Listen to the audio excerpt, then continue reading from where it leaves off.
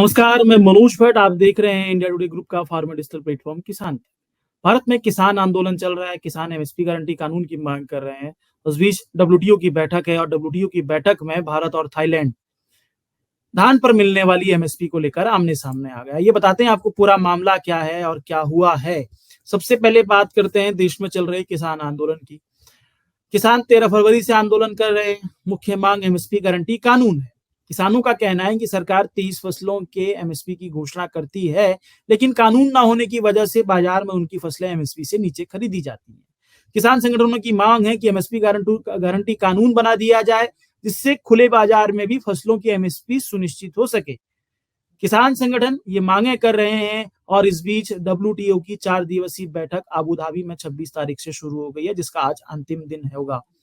जिसके बाद डब्ल्यूटीओ की शर्तों से भारतीय किसानों को होने वाले नुकसान की चर्चा भी देश के अंदर होने लगी है। इसके पीछे मुख्य कारण ये है कि डब्ल्यूटीओ की शर्तें एमएसपी पर फसलों की खरीदी के उलट है, जिसे देखते हुए बीते दिनों किसान संगठन भारत सरकार से डब्ल्यूटीओ से बाहर आने की मांग भी कर चुके हैं। इस बीच डब्ल्यूटीओ की बैठक में देश के अंदर एमएसपी पर धान खरीद, मैं फिर दोहराऊंगा, इस बीच डब्ल्यूटीओ दोहा में जो डब्ल्यूटीओ की बैठक हो रही है, उसमें भारत के अंदर एमएसपी पर धान खरीद को लेकर भारत और थाईलैंड के बीच टकराव हुआ है। भारत और थाईलैंड आमने सामने आ चुके हैं। आइए समझते हैं कि डब्ल्यूटीओ की फसलों की एमएसपी पर खरीद सीमित करने वाली शर्तें क्या हैं और क्यों, कैसे भारत और थाईलैंड डब्ल्यूटीओ की मंत्री स्तरीय बैठक में आमने सामने आ गए हैं धान की एमएसपी को लेकर। सबसे पहले बात करते हैं कि डब्ल्यूटीओ की एमएसपी विरोधी शर्तें क्या हैं। भारत में फसलों की खरीद की व्यवस्था न्यूनतम समर्थन मूल्य पर की जाती है, जिसे एमएसपी कहा जाता है, लेकिन डब्ल्यूटीओ की कृषि शर्तों को एमएसपी का विरोधी माना जाता है कि डब्ल्यूटीओ की ये शर्तें एमएसपी गारंटी कानून बनाने में सबसे बड़ी बाधा है। अगर इन शर्तों को विस्तार से समझने की कोशिश करें तो उसके लिए डब्ल्यूटीओ का स्वरूप समझना होगा। डब्ल्यूटीओ यानी विश्व व्यापार संगठन, जिसे दुनिया का शीर्ष व्यापार संगठन कहा जाता है। डब्ल्यूटीओ की कृषि शर्तों को सरल शब्दों में समझने की कोशिश करें तो कहा जा सकता है कि डब्ल्यूटीओ ग्लोबल एग्रीकल्चर मार्केट का हवाला देते हुए किसानों को मिलने वाली सब्सिडी पर रोक लगाने की बात करता है।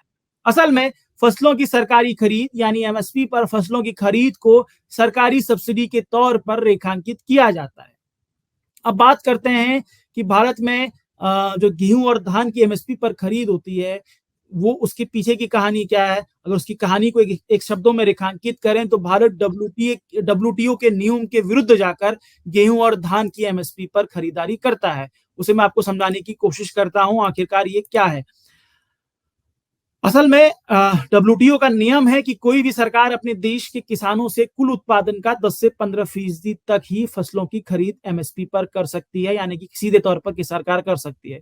लेकिन मौजूदा वक्त में भारत पीस क्लॉज जो 2013 में दोहा बैठक के बाद आया था, उस पीस क्लॉज के तहत 13 गेहूं और धान की खरीदी 70 से 90% करती है, यानी कि कुल उत्पादन का 70 से 90% गेहूं और धान का खरीदी एमएसपी पर की जाती है, जिसका डब्ल्यूटीओ में लंबे समय से विरोध चल रहा है। डब्ल्यूटीओ में शामिल विकसित देश इसे सब्सिडी देकर किसानों से अनाज की खरीदारी के तौर पर रेखांकित करते हैं और डब्ल्यूटीओ में शामिल कई देश भारत सरकार की तरफ से अनाज के सार्वजनिक भंडारण का विरोध भी करते हैं।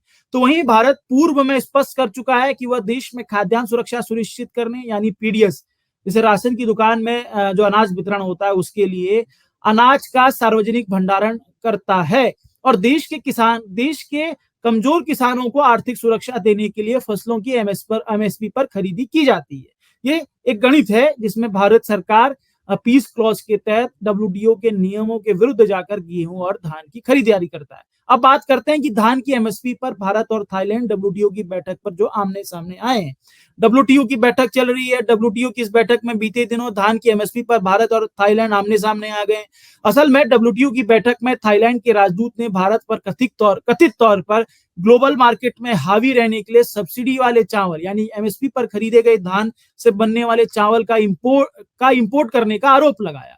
इसके बाद डब्ल्यूटीओ की बैठक में विवाद खड़ा हो गया। मीडिया रिपोर्ट्स के अनुसार थाईलैंड के राजदूत के इन आरोपों के बाद भारत प्रतिनिधिमंडल ने उस बैठक का बहिष्कार कर दिया।